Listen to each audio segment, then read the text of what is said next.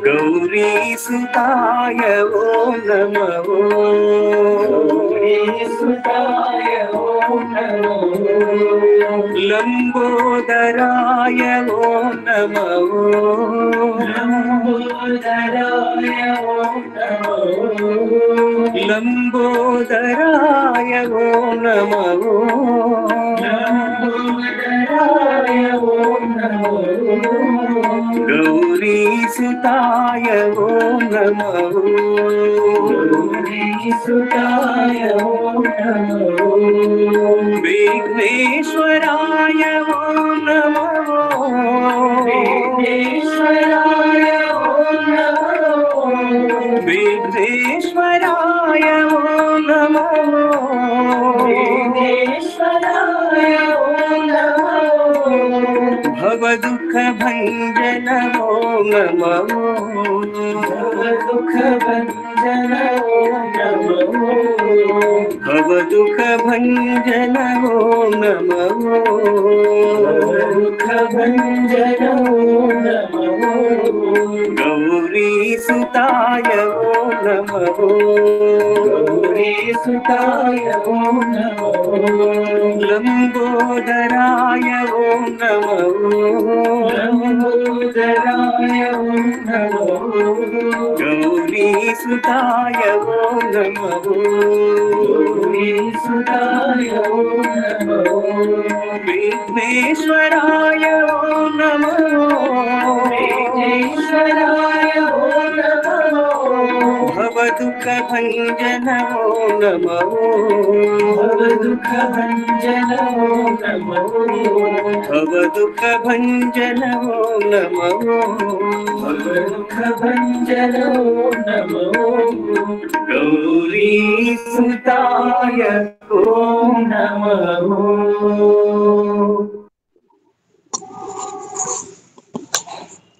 ओम श्री साई राम। भगवान बाबा के चरणों में मेरा कोटि कोटि प्रणाम। व आप सबको भी मेरा साई राम। हम सत्यम शिवम सुंदरम भाग 7 के 14वें अध्याय का अध्ययन कर रहे हैं। भगवान के द्वारा पुस्तकें, भगवान पर और भगवान के लिए, जिसमें भगवान ने भक्तों के लिए 23 भाषाओं में इनकी रचना की। 12 भारतीय और 11 विदेशी भाषाएं, 23 भाषाओं में इनको प्रकाशित करवाया। अब हम आगे का अध्ययन करते हैं। सत्यम शिवम सुंदरम के 4थे खंड में भगवान बाबा के लेख और रचनाओं का वर्णन और संक्षिप्तीकरण वर्ड्स विथ विंग्स शीर्षक से कस्तूरी द्वारा लिखा गया है। लेखक ने वाहिनी के 16 श्रृंखलाओं में भगवान बाबा के असंख्य संदेश और पत्रों के सार को प्रस्तुत किया है। ये ईश्वरीय वर्ड्स एंड विंग्स ने 7 समुद्रों को पार ही नहीं किया, अपितु पृथ्वी के कोने कोने में भक्तों के हृदय का भी स्पर्श किया है। यही नहीं, उनमें हमको अपनी धरातल से ऊपर उठा लेने की शक्ति भी है, जो हमें नैसर्गिक तल पर ले जाते हैं। अगर हम अपने हृदय को उनके साथ समस्वर कर लें, हमें बाबा के विचारों को पढ़ने के साथ साथ उनके स्वर को रेडियो साई ग्लोबल हारमोनी के जरिए संसार में किसी भी को भी सुनने का सौभाग्य प्राप्त है, जो नवंबर 2001 से उनके प्रवचनों को अक्सर प्रसारित कर रहा है। जिन लेखकों ने सत्य साई अवतार की जीवनी और उपदेशों को लिखा है, उनमें कस्तूरी निसंदेह सबसे ऊंचे हैं। सत्यम शिवम सुंदरम के पहले 4 खंडों का संकलन करने के साथ उनके अनुभवों को भी लिखा है। यह पुस्तक स्वभाव से आत्मकथा के स्वरूप से युक्त है और यह आध्यात्मिक कालजयी भी है।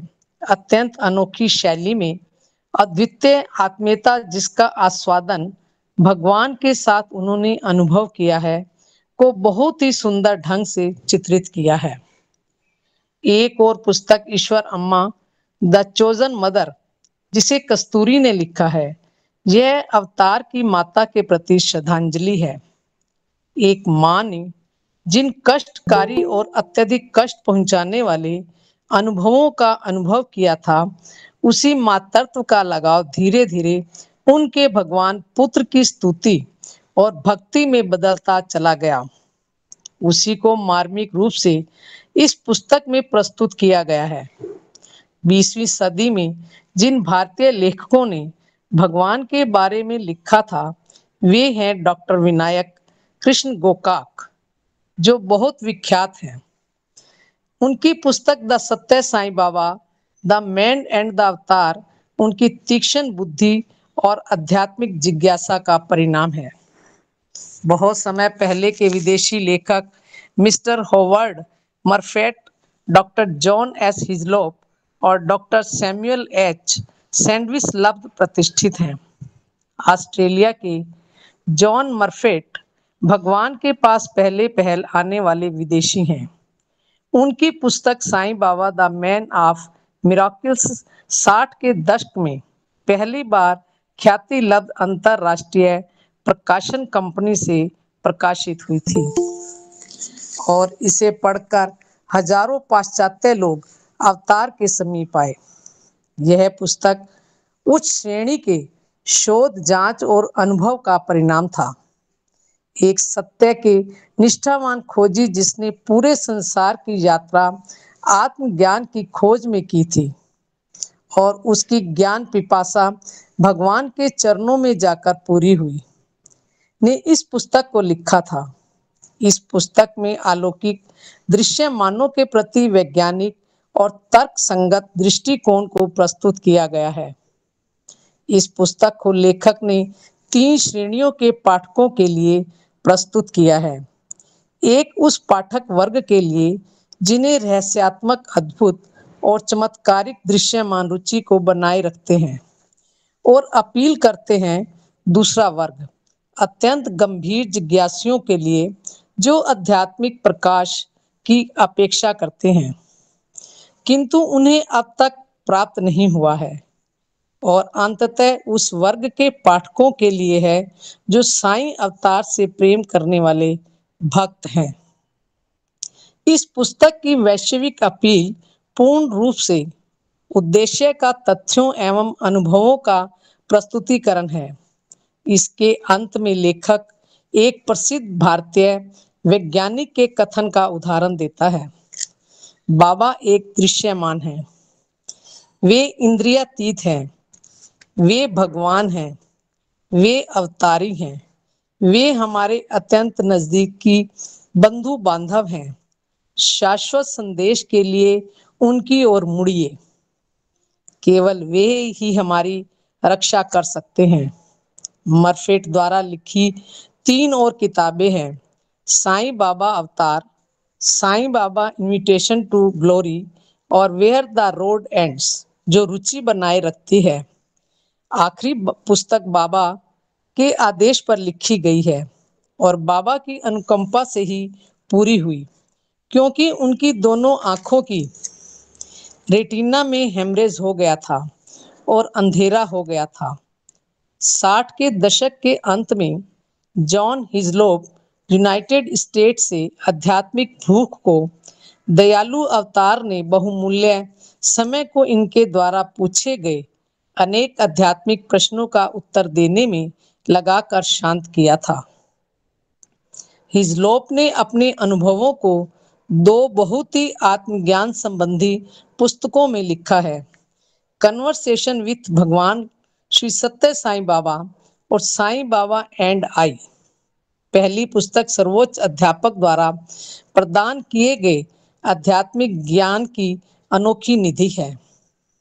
बाबा के चुंबकीय करिश्मा के बारे में बात करते हुए लेखक विश्लेषण करता है, उनका ज्ञान उनकी उपस्थिति में व्यक्ति जब उनके प्रेम को अत्यधिक अनुभव करता है और उनका भौतिक तत्वों पर रहस्यमय शक्ति और मानवीय परिस्थितियां, लोगों का उनके प्रति अत्यधिक पूज्य व श्रद्धा भाव और उनके देखने पर हर उम्र के लोगों का उनके प्रति अनिवार्य रूप से होने वाला आकर्षण या उनके जीवन एवं उपदेशों को अधिक ध्यान से सुनना व समझना, ये लोगों में उत्पन्न हो जाते हैं।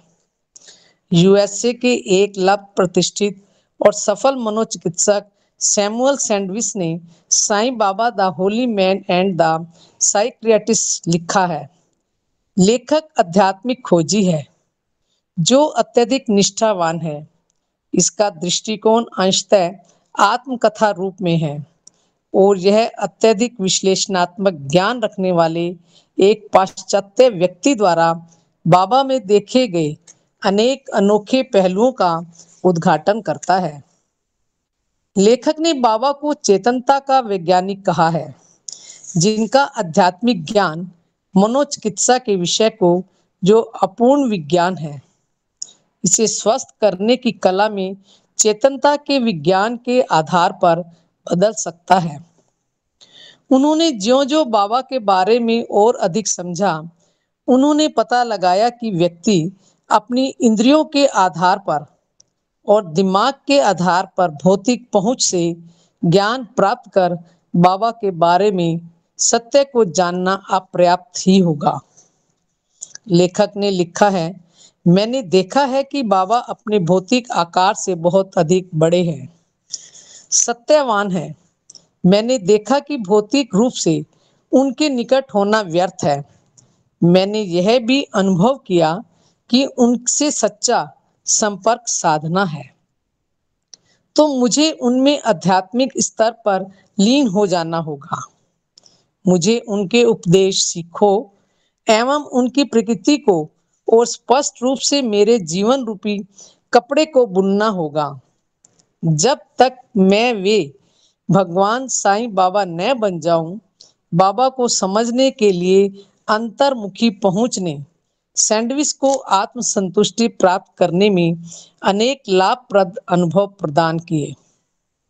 लेखक की दूसरी पुस्तक स्पिरिट एंड द माइंड, यह आध्यात्मिक अनुभव की वैज्ञानिक व्याख्या है।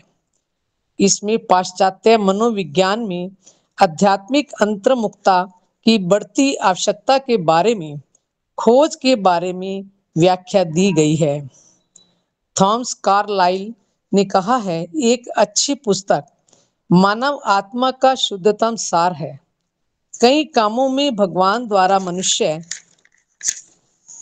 को श्रेष्ठ बनाने का काम एक बड़े समूह को आध्यात्मिक साहित्य को पूरे संसार में, जबकि भौतिकता का बोलबाला है, पढ़ने के लिए प्रेरित करना उनके द्वारा किए गए अनेक चमत्कारों में एक है।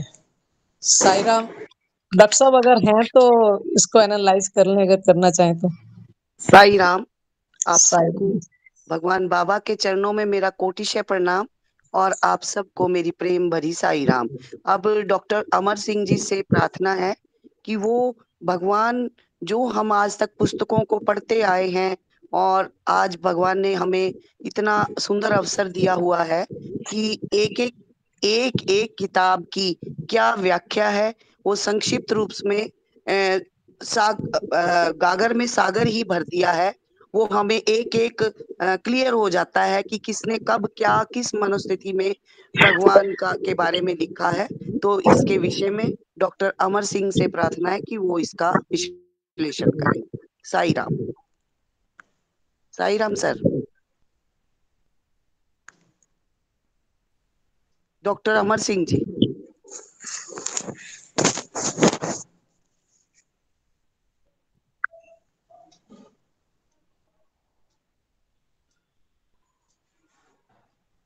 साई राम सर, डॉक्टर अमर सिंह जी मेरी आवाज को सुन रहे हैं? प्रेजेंट तो हैं वो?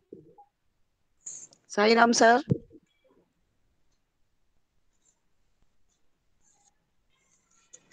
हाँ जी। मिसेस ग्रोवर, फिर नहीं तो आगे कंटिन्यू करते हैं, फिर इसको कल परसों करेंगे इसका सारा, क्योंकि पूरे का करेंगे। तो आज आप आगे पढ़ लीजिए नेक्स्ट चैप्टर। ठीक है हाँ जी। जी, समुद्री वैसे वो सीमा से है पार तो शिक्षा सही। की प्रेरणा। ठीक है जी। हाँ, उनका शायद ना म्यूट हो रहा है। अच्छा अच्छा ब्लिंक तो अच्छा। हो रहा है आवाज, पर चलो इतने में थोड़ा पढ़ लेते हैं, फिर थोड़ी देर बाद फिर देख लेंगे। अगर आ गए तो कर लेंगे जी, कर लेंगे। आप आगे शुरू ठीक कर है दो। ठीक है जी। ठीक है जी। अध्याय 15, समुद्री सीमा से पार शिक्षा की प्रेरणा देना। प्रेरणा दी। आधुनिक संसार काफी समय से आध्यात्मिकता रहित शिक्षा की पद्धति से परेशान रहा है। E.F. सेचुआर आधुनिक काल के अत्यंत मुख्य चिंतक हैं। उन्होंने कुछ दशकों पहले चेतावनी दी थी, आज शिक्षा की समस्याएं हमारे समय की अत्यंत गहन समस्याएं हैं। हम तात्विक रोग से पीड़ित हैं। इसमें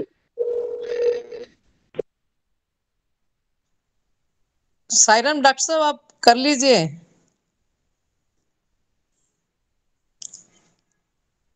लेफ्ट। यदि वर्तमान तात्विक के विरुद्ध स्वभाव जारी रहता है तो शिक्षा जो मनुष्य के लिए सबसे बड़ा स्रोत है उसके विनाश का एजेंट बन जाएगी। समकालीन संसार ने आत्मा रहित शिक्षा की पद्धति से काफी नुकसान उठाया था। इस संसार की रक्षा करने के कोई भी प्रयत्न शिक्षा में आत्मा को रखकर आरंभ करना चाहिए। श्री सत्य साईं अवतार ने शिक्षा की पद्धति में इस कारण से विशेष रूप से सुधार करना अपने ईश्वरीय मिशन का अंश बना लिया है। शिक्षा में सुधार लाने के साथ साथ उन्होंने कई शिक्षा संस्थाओं की भी स्थापना की है जो crown jewel of higher education in India के नाम से विख्यात है। इन सब से महत्वपूर्ण एक और बात है, वह यह है कि उन्होंने अपने विश्व भर के अनुयायियों को अपनी शिक्षा के दर्शन के आधार पर, जिसे आधुनिक समय में एडुकेयर कहते हैं, स्कूल और कॉलेजों की स्थापना करने के लिए प्रेरित किया है। भगवान सत्य साईं बाबा के अनुसार एजुकेयर का मूल लैटिन में है। इसका अर्थ बाहर निकलना है। एजुकेयर के दो पहलू हैं, एक भौतिक, दूसरा आध्यात्मिक। संसारिक ज्ञान भौतिक संसार से संबंधित प्रच्छन्न ज्ञान को बाहर निकालता है। आध्यात्मिक शिक्षा दोनों ही आवश्यक है, जिसके बिना मानव जीवन का कोई मूल्य नहीं है। श्री सत्य साईं एजुकेयर पर प्रशांति निलयम में जुलाई 2001 को हुए इंटरनेशनल कन्वेकेशन पर संदेश देते हुए तत्कालीन प्रधानमंत्री श्री अटल बिहारी वाजपेयी ने लिखा था, एजुकेयर वह है जो शिक्षा मानवीय मूल्यों पर आधारित हो। यह भगवान श्री सत्य साईं बाबा द्वारा लोगों में सर्वतोमुखी विकास के लिए, विशेष रूप से बच्चे जो भावी भारत के नागरिक हैं, और समस्त मानव जाति के विकास को ध्यान में रखकर तैयार शिक्षा की पद्धति है।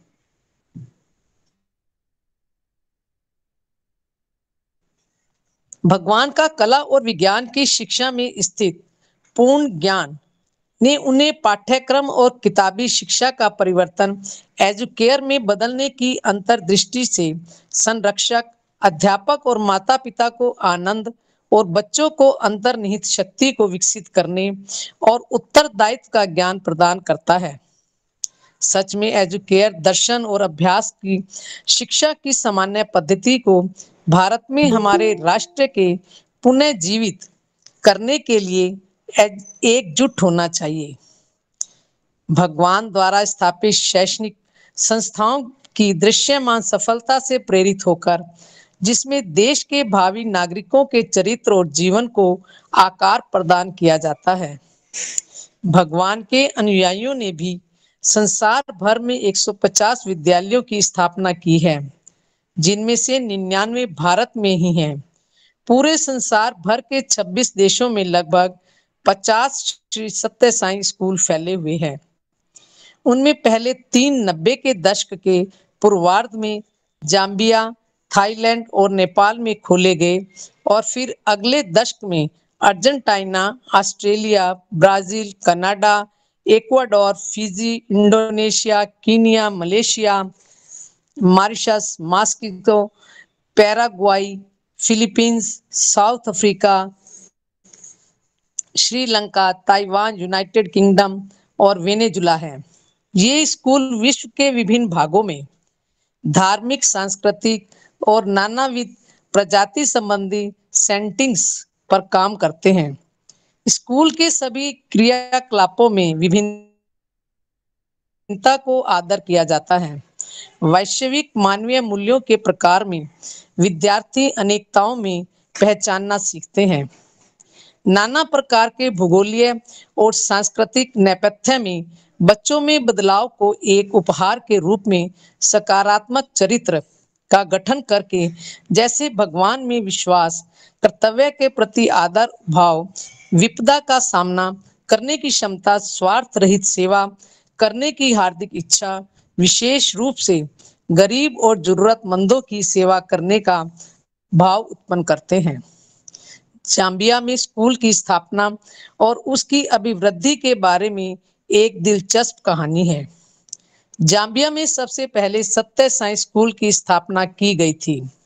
भगवान बाबा के निर्देशन में सन 1992 में जाम्बिया में मिस्टर विक्टर कानू और मिसेस जेनिविया कानू ने श्री सत्य साई स्कूल की स्थापना की थी, जिसे पूरे देश में मिराकिल स्कूल भी कहा जाता है।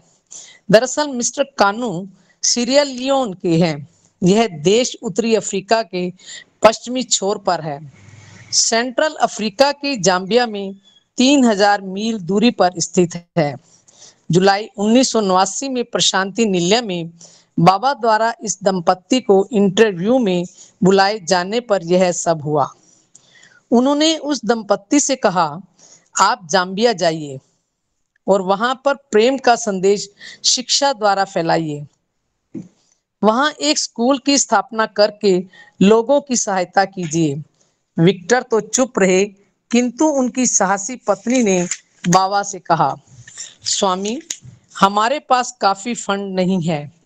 हमें सूझ नहीं रहा है कि लंदन में स्थित अपने घर को हम बेच दें या किराए पर उठा दें। उन्होंने उत्तर दिया, अपने घर को बेच दीजिए। यदि फिर भी फंड पर्याप्त ना हो तो बैंक से उधार लीजिए। उस ईसाई दंपत्ति को उस आदेश को सुनकर अत्यधिक आनंद हुआ, क्योंकि उन्हें क्राइस्ट ईसा मसीह का एक धनी व्यक्ति को दिए गए उद्बोधन का स्मरण हो आया। और जब वह धनी व्यक्ति देव पुत्र के पास भगवान के निकट पहुंचने के लिए सलाह मांगने गया था, जीसस ने उससे कहा, तुम्हारे पिता जो कुछ है उसे बेच दो और धन को गरीबों में बांट दो। इनसे तुम्हें स्वर्ग में निधि प्राप्त होगी। और आओ, क्रॉस को लो और मेरा अनुसरण करो। वह धनी व्यक्ति ईसा मसीह की बात सुनकर भाग खड़ा हुआ, किंतु विक्टर और जेनेविया ने उन्हें धनी नहीं थे, परंतु प्रभु के आदेश पर अत्यधिक आनंदित हुए। विक्टर कानू जन्मजात ईसाई थे, किंतु जब युवा थे तब भगवान और धर्म से भाग खड़े हुए। लेकिन जब वे 45 वर्ष के थे तब भगवान बाबा ने उन्हें वापस बाइबिल के पास रहस्यात्मक ढंग से वो आए। वे उस समय सिएरा लियोन के high commissioner United kingdom Norway Sweden के लिए थे। वे लंदन में उच्च जीवन जी रहे थे और उन्हें सभी बुराइयां दी गई थी। उपभोग करने के लिए एक रात को स्वप्न में 2 देवदूत दिखाई दिए और उन्हें लेकर अनजाने स्थान को उड़ चले। बाद में उन्हें पता चला कि वह स्थान पुटापर्ती है। उन्होंने उन्हें पुटापर्ती के मुख्य द्वार पर छोड़ दिया और अदृश्य हो गए। वहां उन्होंने पुराने राष्ट्रों के लोगों से मुलाकात की और अपने पूर्वजों से मिले थे। वे लोग पढ़ाने और स्वस्थ करने के काम में लगे हुए थे। जब उनका स्वप्न भंग हुआ तो वे बिल्कुल बदले हुए व्यक्ति थे। उन्हें स्वयं पता नहीं था कि किस प्रकार उनमें यह बदलाव आया था। उन्होंने धूम्रपान करना, शराब पीना और अन्य बुरी आदतों को छोड़ दिया और आध्यात्मिक बातों को गंभीरता से लिया। उन्होंने फिर से बाइबिल पढ़ना आरंभ किया और चर्च भी जाने लगे। बाबा ने इस प्रकार मुझे सबसे पहले बुलाया था। विक्टर कानू कहते हैं और आगे भी कहते हैं, बाबा के पास आने के बाद से मैं एक अच्छा ईसाई बन गया था। मैं बाइबिल को अच्छी तरह से समझने लगा और जीसस क्राइस्ट को अपनी अच्छी तरह से प्रेम करने लगा। बाबा ने सभी धर्मों की जड़ों में पानी देने के लिए अवतार ग्रहण किया है। उस दंपत्ति ने सन 1980 में पहली बार पुट्टापर्थी का दौरा किया। उस समय तक कानू हाई कमिश्नर के रूप में अपने ऑफिस को छोड़ दिया था। दोनों ने इनर लंदन एजुकेशन अथॉरिटी में पढ़ाने का काम शुरू किया था। ओवरसीज टीचर्स के लिए सर्वप्रथम प्रशिक्षण का course education in human values Prashanti Nilayam में संपन्न हुआ। इसके पथ प्रदर्शक स्वयं भगवान थे। यह उनके लिए ज्ञानोदय था। जो ही उन दिनों ने लंदन में स्थित स्कूल में इस प्रकार के कार्यक्रमों को करना आरंभ किया, तब उन्होंने समझा कि ऐसे कार्यक्रम अफ्रीका में आश्चर्यजनक काम कर सकते हैं। इसमें अफ्रीका को एकजुट करने, संगठित करने और बदलने की अंतर्विचार उनके मन में उत्पन्न अध्यापकों को EHV education in human values में प्रशिक्षित करने के लिए किया।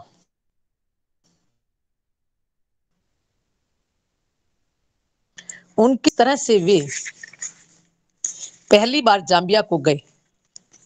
बाबा ने उनके क्रियाकलापों के लिए जाम्बिया को चुना था। विक्टर कानू के अनुसार स्वामी ने जाम्बिया को हमारे लिए सही कारणों से चुना था। यह बहुत ही स्थिर देश है और यहाँ के लोग परिपक्व आध्यात्मिकता से युक्त हैं। अब विक्टर कानू के ही शब्दों में स्कूल की स्थापना के बारे में लोमहर्ष कहानी सुनते हैं। जुलाई 1989 में प्रशांति निलयम में स्वामी के आदेश को सुनने के बाद हम उत्तेजना और दृढ़ संकल्प से लंदन को लौटे। हमें बहुत कुछ करना था और समय कम था। जाम्बिया के लिए रवाना होने के पहले हमें बहुत से काम करने थे। 20 साल से रहते हुए लंदन के घर से बोरिया बिस्तर बांध लेना था। हमें अपने व्यक्तिगत सामानों को अलग कर उन्हें पैक कर शिप में भेजना था। फिर घर को बेचना था, जिसमें काफी समय लग सकता था। हम उतनी देर तक प्रतीक्षा नहीं कर सकते हैं, अतः हमने अपने घर को हमारे एक दोस्त के अधीन रख दिया और उन्हें हमारी ओर से बेचने को कह दिया। लेकिन हमें जाम्बिया में अपना प्रोजेक्ट आरंभ करने के लिए तत्काल धन की आवश्यकता थी।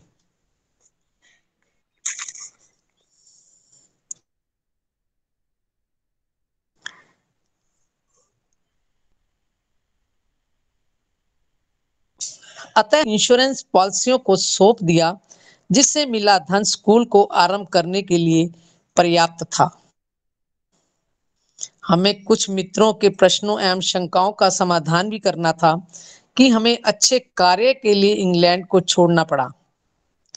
उन्हें यह समझ नहीं आया कि हम सुविधाजनक जीवन शैली को क्यों छोड़ रहे हैं, अच्छी आमदनी वाली नौकरी को क्यों छोड़कर जाम्बिया जा रहे हैं। वहां अच्छी नौकरी और अधिक वेतन मिलने के आसार भी नहीं है। यह मूर्खता भरी बात है कि उन्होंने अपने घर को बेचना चाहा, दोस्तों से नाता छोड़ना चाहा, यूनाइटेड किंगडम जैसे सुस्थिर समाज को छोड़कर अनजाने और अनिश्चित स्थान को प्रस्थान करने का निश्चय कर लिया। यदि जाम्बिया में राजनीतिक गड़बड़ियां और व्याकुलताएं, बेचैनी का वातावरण पैदा होता है और हमें उस देश को छोड़ना हो तो हम कहां जाएंगे। एक तर्क के बाद एक न एक कारण हमें इंग्लैंड न छोड़ने के लिए उठता ही रहा। लेकिन हमारे लिए तो भगवान ने अपने आदेश दे रखे हैं और हमारा कर्तव्य उनका पालन करना है।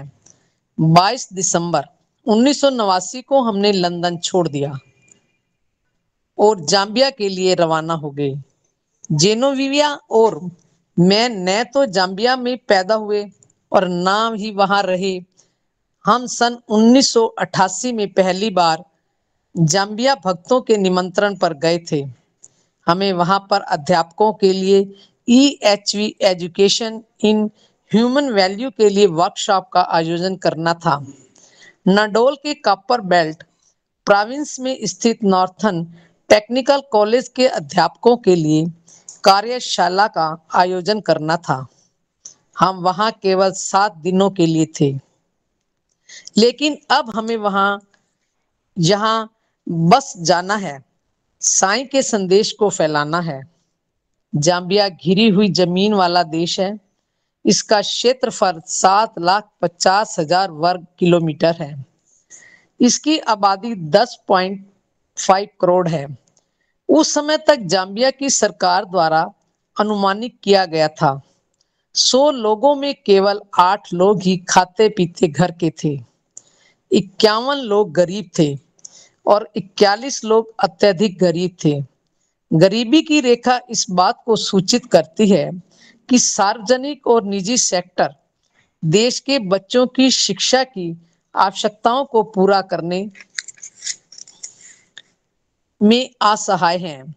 स्कूल जाने वाले बच्चों के अनुपात में बहुत कम स्कूल हैं, लेकिन सरकार द्वारा इनके निजीकरण करने को उत्साहित करने से निजी संगठनों को उनके शिक्षा के क्षेत्र में क्रियाकलापों को विस्तृत करने के लिए आवश्यकता हुई। यह सबसे बड़ा काम था कि EHV द्वारा राष्ट्रीय निर्माण के लिए श्री सत्य साई स्कूल की स्थापना करना और जाम्बिया में इस स्कूल की स्थापना की गई। स्कूल के लिए नडोला में 2 स्थान हमें प्राप्त हुए। एक तो शहर के केंद्र स्थान में था और दूसरा नडोला के बाहर पामोडजी टाउनशिप में था। अधिकांश भक्तों ने पहली वाली जगह को ही पसंद किया, क्योंकि वहां सरलता से पहुंचा जा सकता है, अच्छे रास्ते हैं, पर्याप्त पानी है और बिजली की सप्लाई है। सार्वजनिक यातायात की बहुतायत है और असुरक्षा के खतरे कम हैं। पामोडजी टाउनशिप में अधिकांश लोग बेरोजगार हैं, अतः वहां के लोगों की आय कम है, घरों की स्थिति खराब है, सड़कों की पहुंच भी कम है, पानी की आपूर्ति कम है, बिजली की भी पर्याप्त आपूर्ति नहीं है। सार्वजनिक यातायात के साधन नहीं के बराबर हैं और सुरक्षा के खतरे अधिक हैं। हम अपने आप कोई भी निर्णय नहीं लेना चाहते थे। जेनोविया प्रशांति निलयम गई और बाबा की सलाह मांगी तो बाबा ने कहा, पामोड जी जाइए। भवन के निर्माण का कार्य शीघ्र ही शुरू हो गया। ठेकेदारों की अत्यधिक मांग देखकर हमने स्वयं को अपने आप ही प्रोजेक्ट का निर्माण करने का संकल्प कर लिया था। हम स्थानीय मिस्त्री, बढ़ई, ईंटगार, ब्लॉक तैयार करने वाले और बिजली का काम करने वालों की आवश्यकता अनुसार साप्ताहिक या मासिक वेतन के आधार पर नियुक्त किया गया। निर्माण के स्थान पर हमारी पूरी उपस्थिति में से समय की बर्बादी, काम की बर्बादी और सामग्री की बर्बादी होने से बच गई। यही नहीं, निर्माण के लिए आवश्यक सामग्री को हमने स्वयं जाकर खरीदा। अभी काम आधा ही हुआ था कि हमारे फंड्स खत्म हो चले थे। हमने निश्चय किया कि जब तक लंदन से स्थित हमारे घर की बिक्री से धन प्राप्त ना हो तब तक कार्य फिर से शुरू नहीं करेंगे। लेकिन बाबा ने रहस्यात्मक रूप से हमारी सहायता इस प्रकार की कि भवन निर्माण के सामान की आपूर्ति करने वालों ने कहा कि जब तक भवन निर्माण का कार्य समाप्त नहीं हो जाए तब तक पैसे देने की जरूरत नहीं है। भवन निर्माण का कार्य पूरा होना और लंदन में स्थित हमारी संपत्ति को बेचने से प्राप्त हुई धनराशि का हमारे पास आना लगभग एक ही समय हुआ था, जिससे हम शर्मनाक स्थिति से बच सके थे।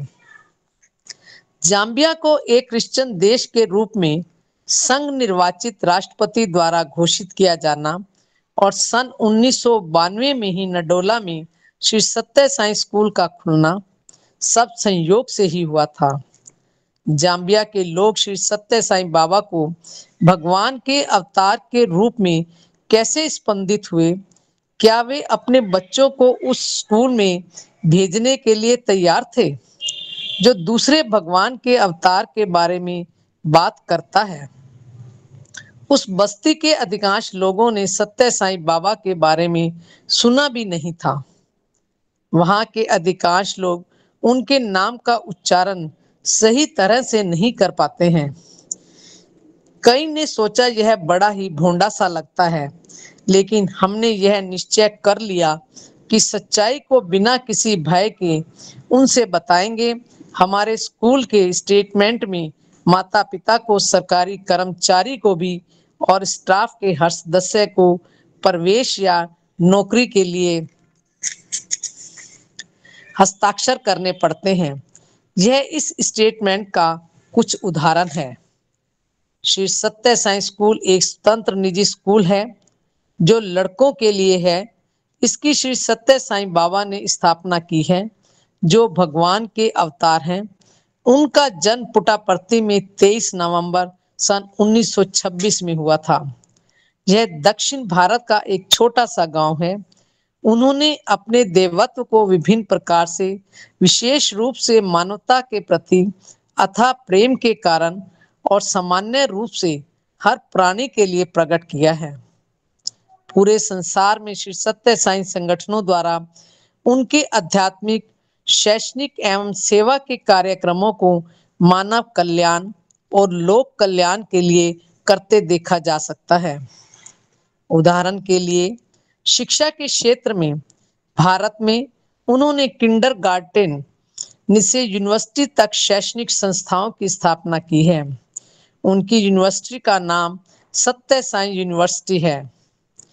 नडोला में प्लाट नंबर 4420 पर स्थित श्री सत्य साई स्कूल भारत के बाहर का अपने आप में अनोखा और पहला स्कूल है, जिसे उनके नाम पर बनाने और प्रबंध करने की उन्होंने अनुमति दी थी।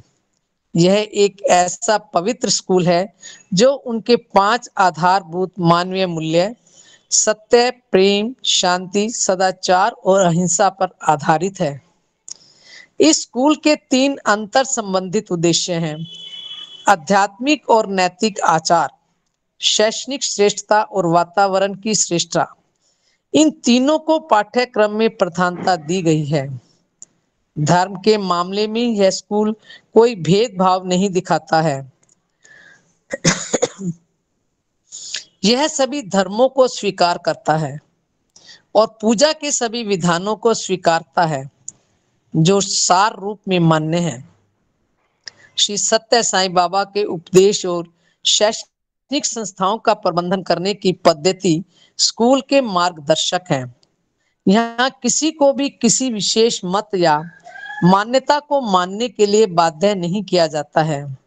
विद्यार्थियों को उनके अपने अपने धर्म का अच्छी तरह से पालन करने को सिखाया जाता है।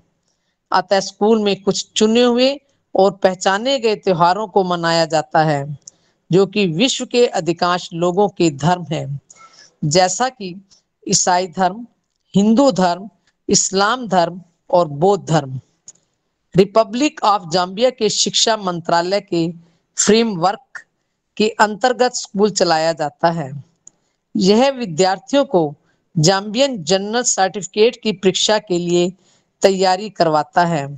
यदि आप अपने बच्चों को इस प्रकार के स्कूल में प्रवेश दिलाना चाहते हैं या आप अध्यापक या अन्य किसी प्रकार की नौकरी करना चाहते हैं, तो कृपया अपने हस्ताक्षर कीजिए। हमने ना तो स्टेटमेंट के बारे में कोई विरोध मिला या बुरा बयान मिला, सभी ने इस पर हस्ताक्षर किए। आधिकारिक रूप में ईसाई देश के रूप में घोषित होने पर भी इस प्रकार की स्वीकृति जनता से मिलना अपने आप में एक चमत्कार ही है।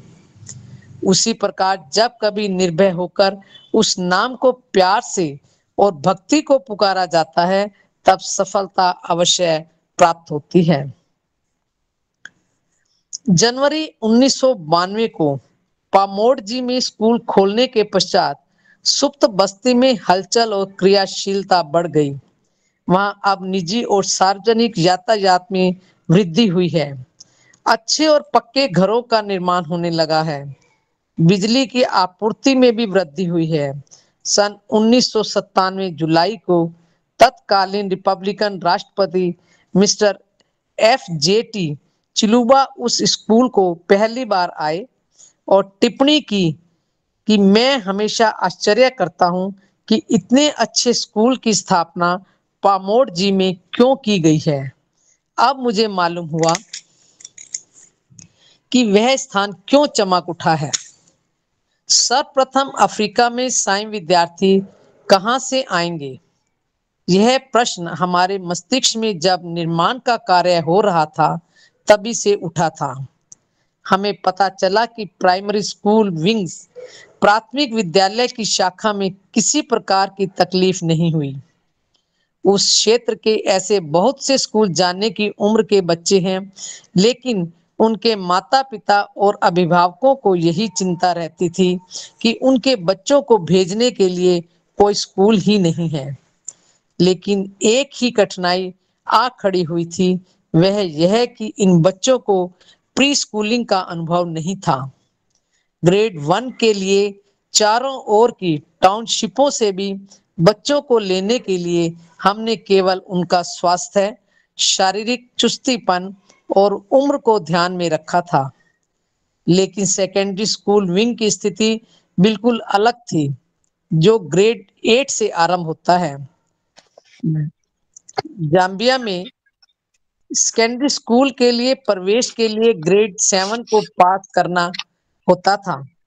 यह नेशनल एग्जामिनेशन होता था, जिसे बहुत ही कठिनाई सिलेक्शन प्रक्रिया से गुजरना पड़ता था। जिन विद्यार्थियों के एग्रीमेंट अंक कट ऑफ पॉइंट से ऊपर होते थे, उनका चुनाव कर उनकी पसंद के सरकारी माध्यमिक विद्यालयों में प्रवेश दिलाया जाता था। साई जिन राम जी, लोग साई राम। साई राम जी। हाँ जी, थोड़ा सा इसको ही कर लेते हैं, अगर डॉक्टर साहब का ठीक है ये इंटरनेट तो। साई राम डॉक्टर साहब, डॉक्टर अमर सिंह जी,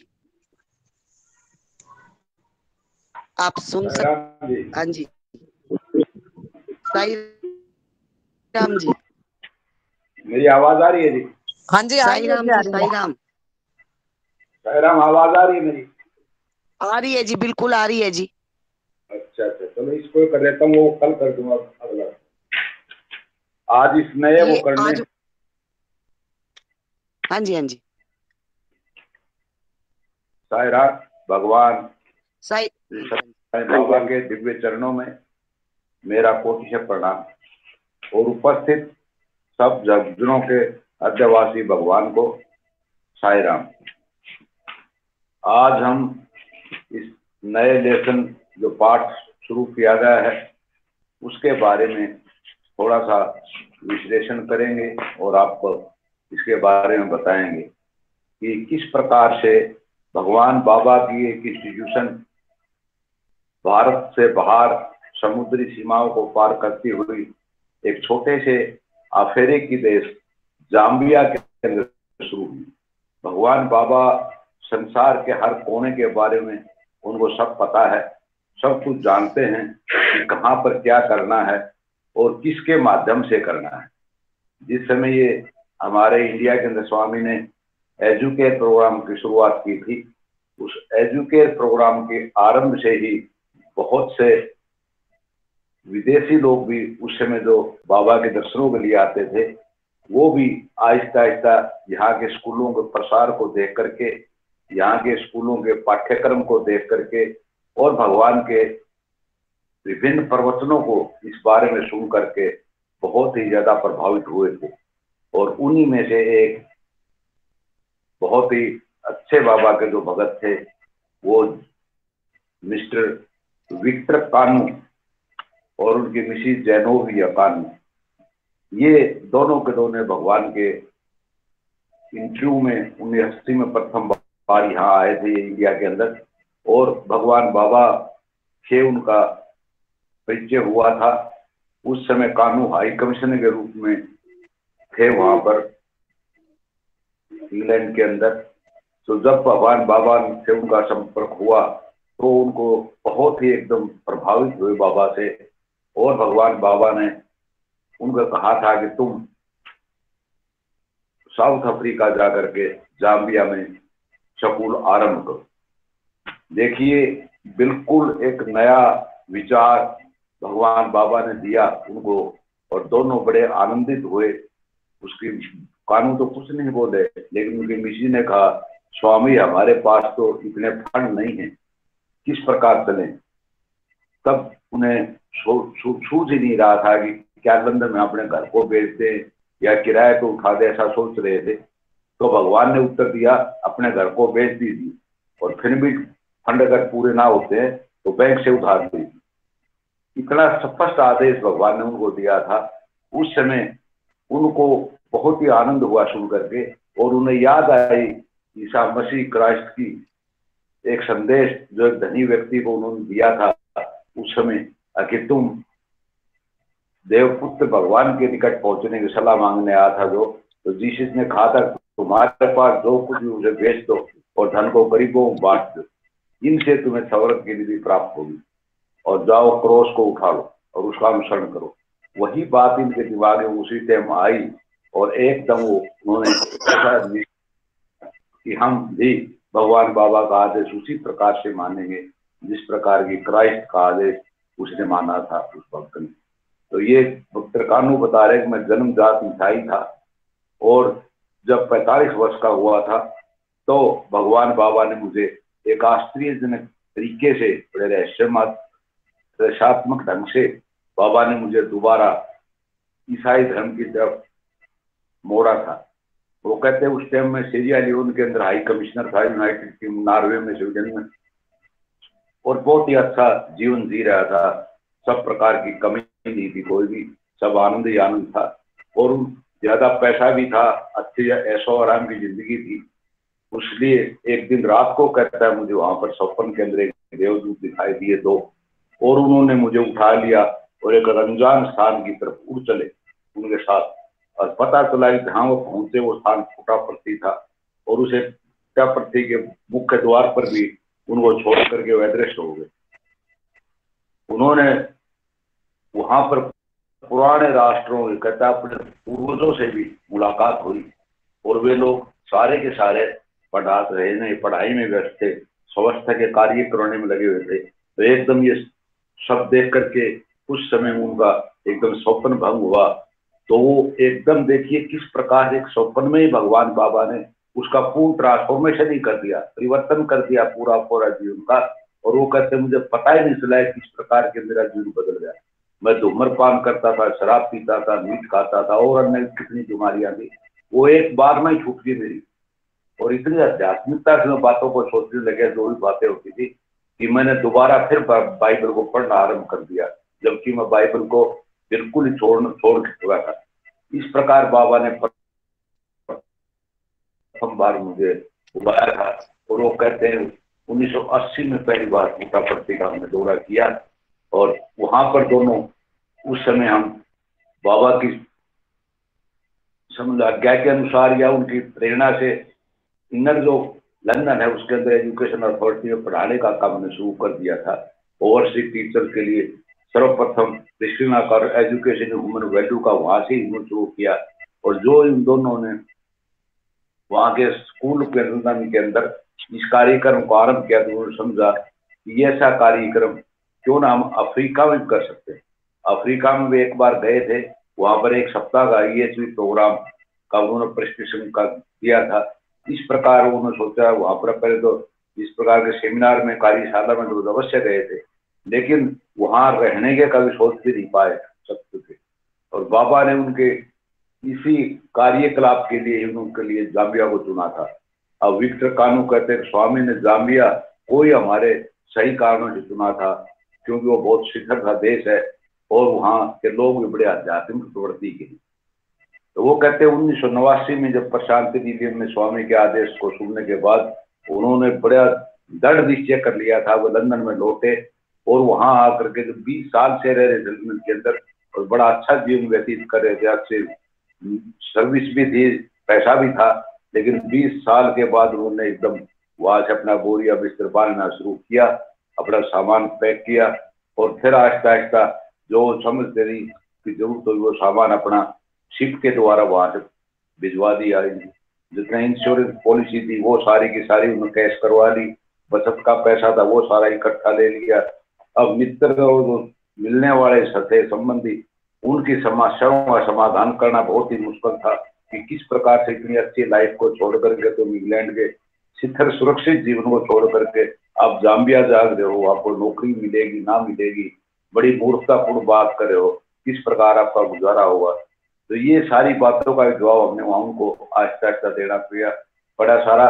लेकिन उसके बाद हमने इंग्लैंड छोड़ दिया था, उस एक दोस्त को मकान दे दिया, उसको बेच देना और वहां से छोड़ करके वो पहुंच गए जाम्बिया के अंदर 22 दिसंबर 1989 को। अब 22 वहां पहुंचने के बाद वे दोनों ने जो है ना तो उन्होंने वहां पैदा हुए थे, ना वहां कभी रहे थे, ना वहां किसी प्रकार नौकरी की थी। लेकिन 88 में बताया मैंने वहां गए थे एक बार उस PhD प्रोग्राम देने के लिए।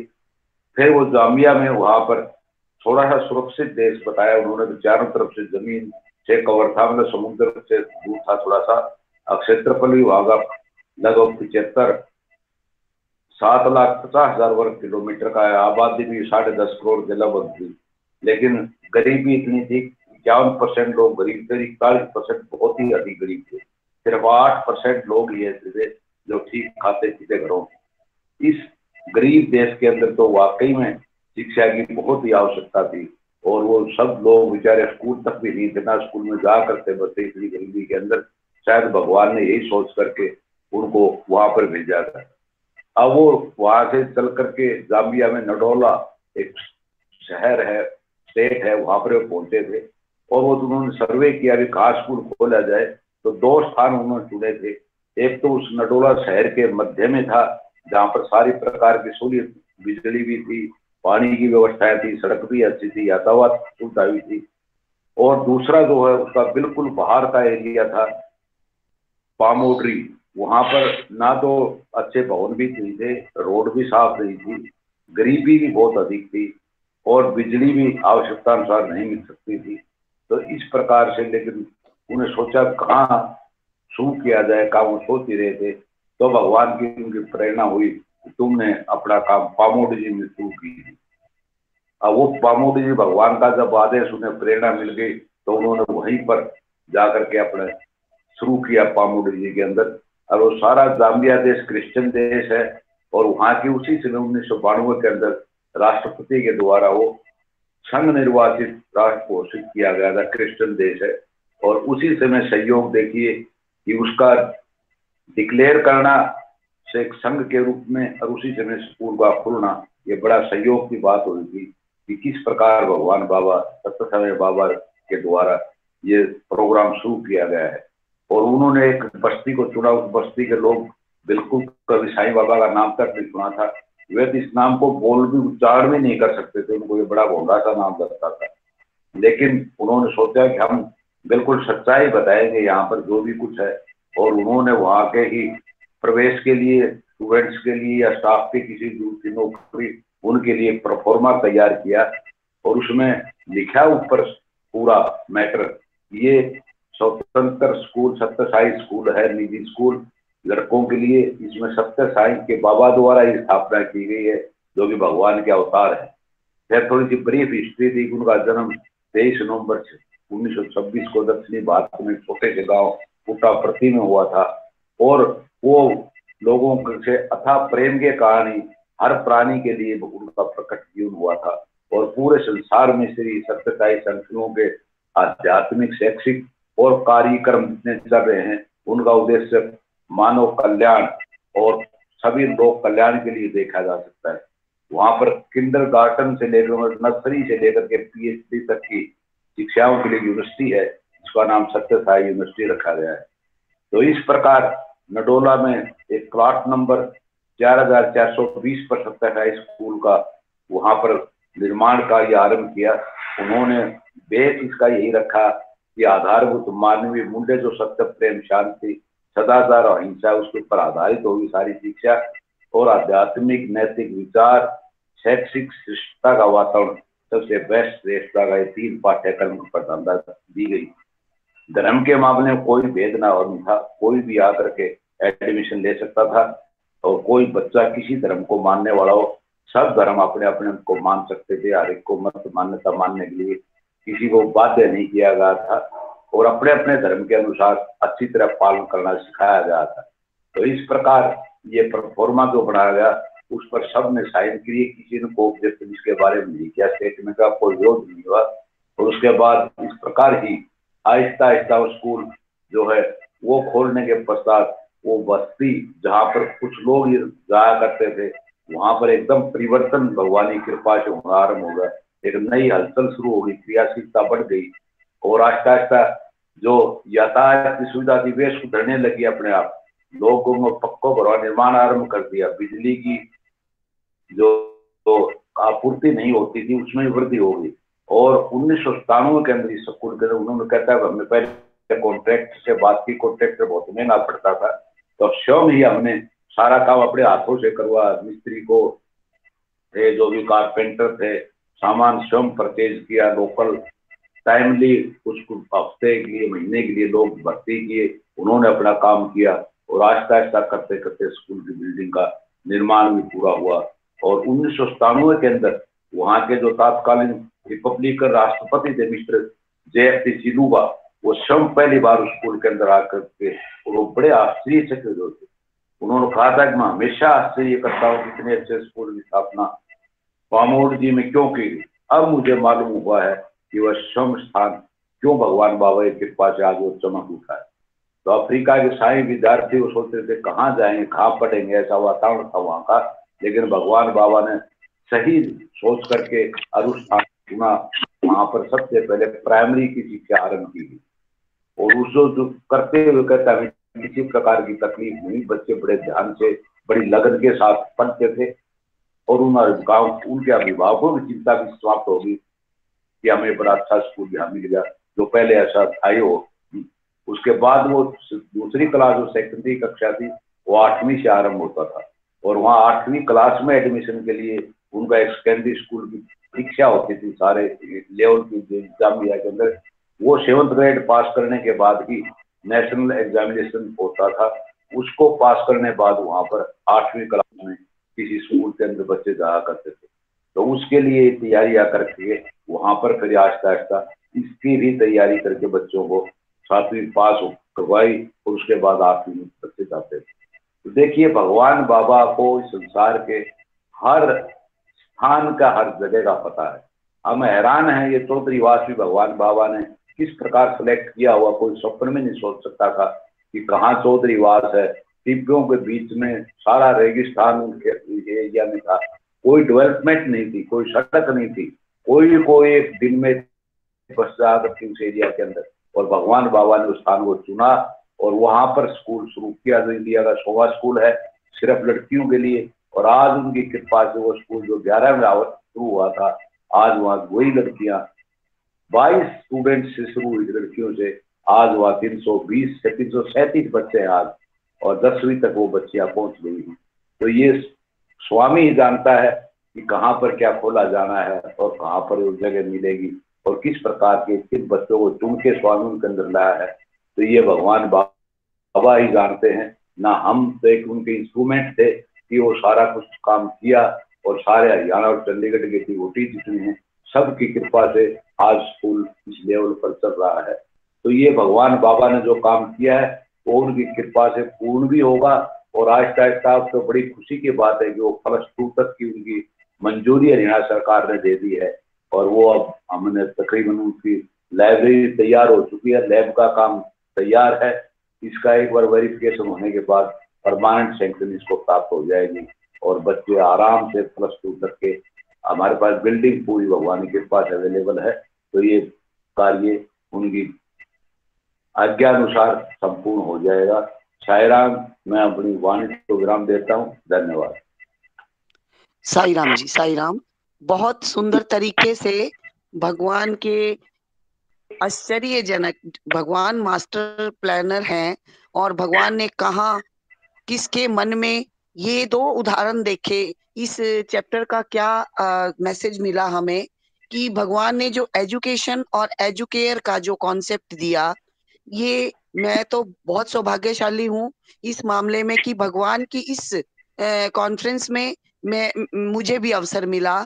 और एजुकेशन और एजुकेयर, ये क्या डिफरेंस क्या है? एजुकेशन सब समझते हैं कि आजकल हर कोई चाहता है कि हमारे बच्चे पढ़े और बड़े बने, लेकिन कितने लोग ये चाहते हैं कि हमारे बच्चे पढ़े और अच्छे बने। ज्यों-ज्यों पढ़ाई बढ़ती जाती है, उनको बड़ी पोस्ट चाहिए, लेकिन वो जो मानवीय मूल्य क्या है, ये एजुकेयर क्या है? ये कोई सुपरफ्लुअस चीज नहीं है। ये वो है जो हमारे अंदर ही है। पहले हमारे जो बच्चे थे, हम जब बच्चे के रूप में बड़े होते थे तो हम क्या करते थे? हम अपने से बड़ों का सम्मान, हमारे अंदर जो दया धर्म सब सब रहता है, लेकिन उसको बाहर निकालना। अब कोई अगर मान लो सड़क क्रॉस कर रहे हैं और कोई अंधा बेचारा नहीं देख सकता और उसको सड़क भाग के पार कराते थे, तो आजकल क्या डिफरेंस आ गया है कि अगर किसी का एक्सीडेंट भी हो जाता है, जल्दी जल्दी में इतना होते हैं कि कोई उसकी मदद नहीं करता किन्हीं भी कारणों से। तो अंदर मन तो करता है, दुखी तो होते हैं कि हमने उसकी हेल्प नहीं की। तो ये जो अंदर के दया धर्म और शांति, ये सारे जो वैल्यूज हैं, हमारी ह्यूमन वैल्यूज हैं, उनको बाहर निकालना एजुकेशन के साथ। अगर कोई बहुत अच्छी एजुकेशन, किसी मान लो किसी ने किसी भी फील्ड में बहुत अच्छी एक्सपर्ट एजुकेशन ली है, और लेकिन उसमें ये एजुकेयर का जो अंदर के जो गुण है वो दबे पड़े हैं, वो उभर कर नहीं आते। मान लो कोई बॉस है और वो अपने सबॉर्डिनेट की मुश्किल को नहीं समझता, तो उसके अंदर जो दया है, उसके अंदर जो वैल्यूज हैं उसको नहीं समझता, तो वो एक सक्सेसफुल बॉस नहीं होता। जो अपने सबॉर्डिनेट को साथ लेकर चलता है, उनके सुख दुख में साथ होता है, वो एक सक्सेसफुल बनता है। क्योंकि ये एजुकेयर का जो कॉन्सेप्ट है, ये अंदर की वैल्यूज को, अंदर जो हमारे अंदर वैल्यूज है उनको बाहर निकालता है। और दूसरा, जो भगवान के डिवोटी रहे, उनका कैसा कैसा जीवन था।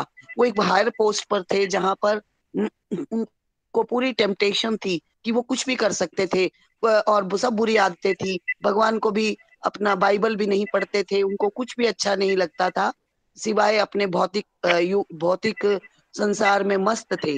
तो स्वामी ने कैसे कहां कहां से उनको निकाला, और उनके अंदर भक्ति देखिए, उनके अंदर सिर्फ एक विश्वास भगवान का देखिए, और अपने भगवान का जिस पर वो विश्वास करते हैं, उसका जो आदेश था उसको मान करके उन्होंने अपने उस भौतिक संसार से अलविदा ले ली। कितना मुश्किल होता है, एक स्थान से दूसरे स्थान पर ट्रांसफर भी हो जाती है, तो उसमें भी हम हिल जाते हैं। और उन्होंने तो पूरा अपना जॉब छोड़ी, अपना घर छोड़ा, अपने सब संगी साथी छोड़े और ऐसे जगह चले गए जहां पर उनको कुछ भी नॉलेज नहीं थी। लेकिन उन्होंने भगवान का एक विश्वास जो था, जो सहारा था, वो उसको ले लिया।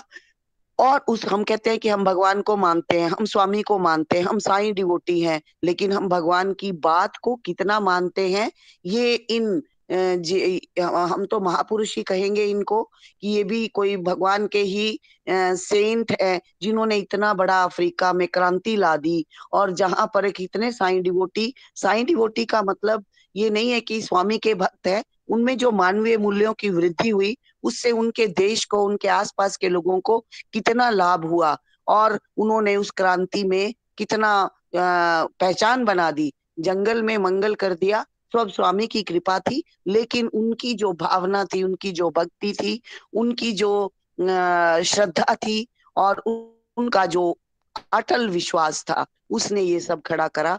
तो हमें ये सोचने की जरूरत है, इस चैप्टर को हमने डॉक्टर साहब ने इतनी अच्छी तरह से इसको एक्सप्लेन किया। इसमें क्या है, हमारे लेने के लिए क्या चीज है? हम एक क्षण में अगर वो बदल सकते हैं, एक स्वप्न से वो बदल गए, तो हम क्या कर सकते हैं दूसरों के लिए? हम भगवान ने जो जो हमें गाइडलाइंस दी हैं, हम उनकी कितनी पालना कर रहे हैं, और हम क्या कर सकते हैं? थोड़ा थोड़ा भी हम क्या कर सकते हैं? ये हमें सोचने की जरूरत है। सिर्फ हम स्टडी सर्कल करते हैं, पढ़ते हैं, सुनते हैं, एनालाइज इतना अच्छी तरह से होता है, लेकिन हम उसमें से एक पॉइंट भी अपने आचरण में ला रहे हैं? ये हमें हर एक को सोचने की जरूरत है। और इसको, इस सोच को, ये जो डॉक्टर साहब ने बताया चौधरी वास का, हम इसमें क्या योगदान कर सकते हैं? एक थोड़ा सोचने की बात है। वहां कोई ये जरूरी नहीं है कि आप हम सब लोग 1,26,000 रुपए एक बच्चे का खर्चा है, जो मतलब एक बच्चा, जैसे हम हरिद्वार में कोई अपनी एक धर्मशाला बना दे और वो चलती रहती है, इसी तरह से ये भी एक बच्चे का 1,26,000, जरूरी नहीं कि हर कोई अफोर्ड कर सकता है, लेकिन एक दिन का, 2 दिन का, 1 महीने का, तो इस तरह से भी खर्चा हम दे सकते हैं। थोड़ा थोड़ा भी योगदान, जैसे गिलहरी ने किया था, एक एक थोड़ी थोड़ी वो लाती थी पानी चोंच में, जैसे जब राम अवतार में थे भगवान, तब कैसे सहयोग किया था। इसी तरह हम भी भगवान की कृपा से, अगर भगवान का तो वायदा है कि तुम थोड़ा करोगे तो मैं तुम्हारे बच्चों को, मैं ही देखता ही, भगवान ही छोड़ते हमें। हम बेशक नाराज हो जाएं, कभी कभी गुस्सा उतार लें, लेकिन भगवान हमें नहीं छोड़ते। तो हम क्या कर सकते हैं? हम उस जो गर्ल्स एजुकेशन के लिए भगवान का ये 100वां स्कूल है, और भगवान के ही आशीर्वाद से है, तो उसमें हम अपना क्या योगदान दे सकते हैं? हम कितनी पुस्तकें दे सकते हैं, या हम कॉपीज दे सकते हैं? हम किस तरह से योगदान कर सकते हैं? तो ये प्रैक्टिकली भगवान की जो हमें आज मैसेज मिला, भगवान का जो हम अपने अंदर सोचने का, अंदर विश्लेषण करने का हमारे पास अब अवसर है, ताकि हमारा जो, जब हम कुछ करते हैं तो वो भगवान का मैसेज होता है। भगवान कहते हैं कि my life is my message, but अब your life is my message. हम जो कुछ भी करते हैं तो वो भगवान का मैसेज होता है, तो उनसे कितने लोग प्रेरित होते हैं, ये सोचने की बात है, ये एनालाइज करने की बात है। ओम श्री साई राम। समस्त लोका सुखिनो भवन्तु, समस्त लोका सुखिनो भवन्तु, समस्त लोका सुखिनो भवन्तु। ओम शांति शांति शांति। बोलो भगवान श्री सत्य साईं बाबा जी की जय हो। सबको प्रेम भरी साई राम। साई राम जी। साई राम जी, साई राम, सब साई राम। साई राम, साई राम, साई राम।